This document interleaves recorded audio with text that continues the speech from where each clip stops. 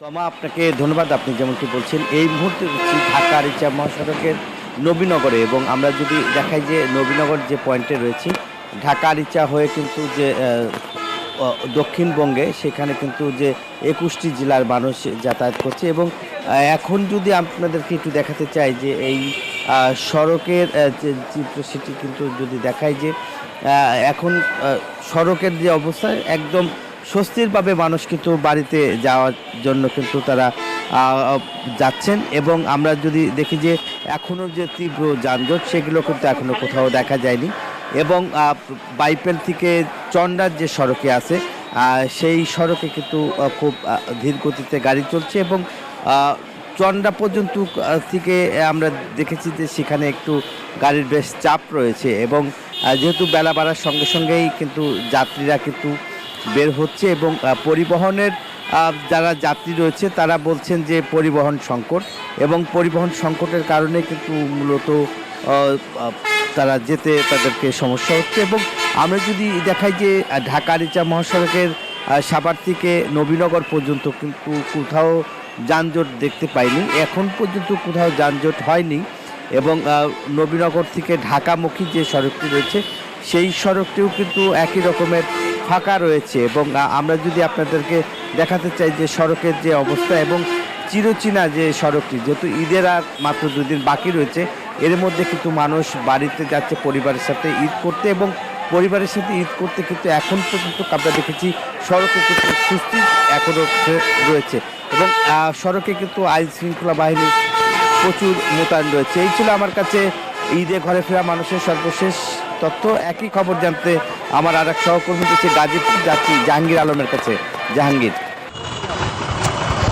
ধন্যবাদ নাজমুল। আপনি আসলে যেমনটি জানিয়েছেন, আসলে এই ঈদে ঘরমুখী মানুষ বাড়ি ফিরছে এবং রাজধানীও ছাড়ছে। রাজধানী সহ গাজীপুর উপর দিয়ে কিন্তু আসলে সাধারণ মানুষ ঘরমুখী মানুষ যাচ্ছে। তবে ধাপে ধাপে কলকারখানাগুলো ছুটি হয় কিন্তু আসলে তেমন কোনো যানজটের সংখ্যা নেই। আমি যতটুকু দেখেছি ঢাকা ময়মনসিংহ এবং ঢাকা টাঙ্গাইল মহাসড়কে কিন্তু আসলে মানে তীব্র যানজটের সংখ্যা নেই। তবে থেমে থেমে গাড়ি চলছে এবং সাধারণ যে যাত্রী যারা রয়েছে ঘরমুখী মানুষ যারা রয়েছে তারা কিন্তু নির্বিঘ্নে বাড়ি যাচ্ছে এবং তাদের সাথে আমার কথা হয়েছে।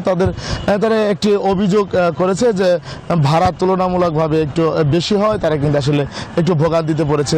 তাছাড়া তারা কিন্তু খুব স্বস্তিতেই এই যাত্রা করতে পারছে। তবে কোথাও কিন্তু আসলে তীব্র কোনো যানজটের সংখ্যা নেই। তবে বিভিন্ন পয়েন্টে একটু গাড়ির জটলা রয়েছে, সেই কারণে হয়তো বা একটু থেমে থেমে গাড়ি চলছে। তবে সাধারণ যাত্রী যারা রয়েছে তারা কিন্তু তাদের নিজ নিজ গন্তব্যস্থলে যাওয়ার জন্য কিন্তু যানবাহনগুলোতে উঠতে পারছেন এবং সাধারণ যাত্রীরা কিন্তু যাচ্ছে এবং আইনশৃঙ্খলা বাহিনী যারা রয়েছে তারা কিন্তু মাঠে তৎপর রয়েছে এবং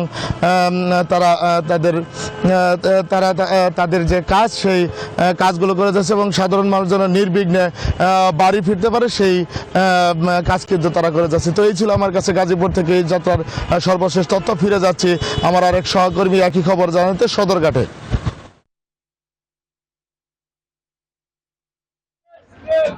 ধন্যবাদ আপনাকে। আপনি যেমনটি জানাচ্ছিলেন, আমরা আছি ঢাকা চট্টগ্রাম ও ঢাকা সিলেট মহাসড়কের এই নারায়ণগঞ্জের সাইনবোর্ড এলাকায়।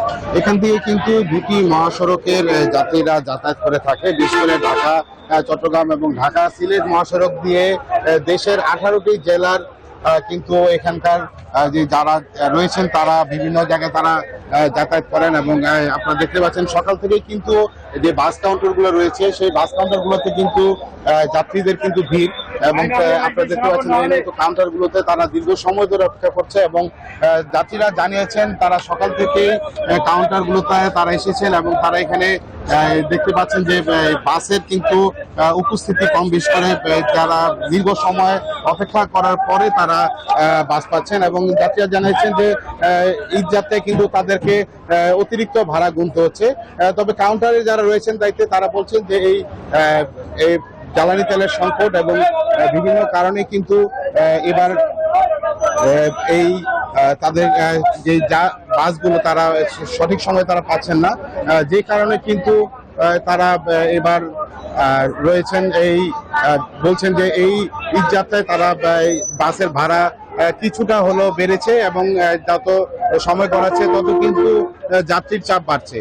পাশাপাশি আইন শৃঙ্খলা রক্ষার যারা দায়িত্বে রয়েছেন তারা বলছেন যে এই ঈদযাত্রাকে তারা স্বাভাবিক রাখতে তারা কাজ করে যাচ্ছেন এবং তারা বিভিন্ন কিন্তু তারা পদক্ষেপ নিচ্ছেন এবং এই যে দূরপাল্লার যে লেনগুলো সেই লেনে কিন্তু যান চলাচল স্বাভাবিক রয়েছে বলে যে হাইওয়ে পুলিশ সহ আইন শৃঙ্খলা রক্ষার যারা দায়িত্বে রয়েছেন তারা আমাদেরকে জানিয়েছেন।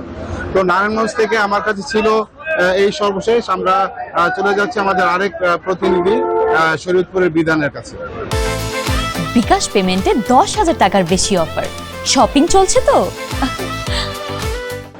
সপ্তরা স্বপ্নের টানে বাড়ি ফিরছেন, পরিবার পরিজনদের সাথে ঈদ আনন্দ ভাগাভাগি করতে তারা ইতোমধ্যেই ছুটে আছেন মুন্সিগঞ্জের মাওয়া টোল প্লাজা প্রান্তে। আমরা সকাল থেকে এই জায়গাটিতে রয়েছে, আমরা দেখেছি গতকালকের চাইতে কিন্তু আজকে গাড়ির এবং যানবাহনের যে চাপ সেটা কিন্তু অব্যাহত রয়েছে। বিশেষ করে যাত্রীরা তাদের গণপরিবহন, নিজস্ব পরিবহন এবং মোটরসাইকেলে করে তারা বাড়ির উদ্দেশ্যে রওনা হচ্ছে। যেহেতু দক্ষিণ পশ্চিমাঞ্চলে এই রুট, এই পদ্মা সেতু এলাকাটি, তো সেক্ষেত্রে কিন্তু তারা এই রুটটি হয়েই কিন্তু তারা তাদের বাড়িতে গন্তব্যে পৌঁছেছে। যেহেতু আজকে ঈদের ছুটি দ্বিতীয় দিন, সেক্ষেত্রে তারা কিন্তু বাড়িতে তারা ঈদ আনন্দ ভাগাভাগি করার জন্য তারা ছুটে আসেন। আমরা এখানকার যে স্থানীয়রা যারা রয়েছে এবং যারা যাত্রী রয়েছে তাদের সাথে আমরা কথা বলেছি। তারা যেমনটি বলছিলেন, মূলত বিশেষ করে তারা ঢাকা থেকে পদ্মা সেতু এলাকায় ভেঙে ভেঙে আসছে এবং কি পশ্চিমাঞ্চল এবং দক্ষিণাঞ্চলে যাওয়ার জন্য তাদের কিন্তু একটু বেগ পোহাতে হচ্ছে। যেহেতু এখানে গাড়ির কিছুটা সংকট দেখা দিয়েছে, সেক্ষেত্রে তাদের কিছুটা কিন্তু চাপ রয়েছে, এমনটাই তারা বলছেন। পাশাপাশি আমরা সেতু কর্তৃপক্ষের সাথেও আমরা কথা বলেছি।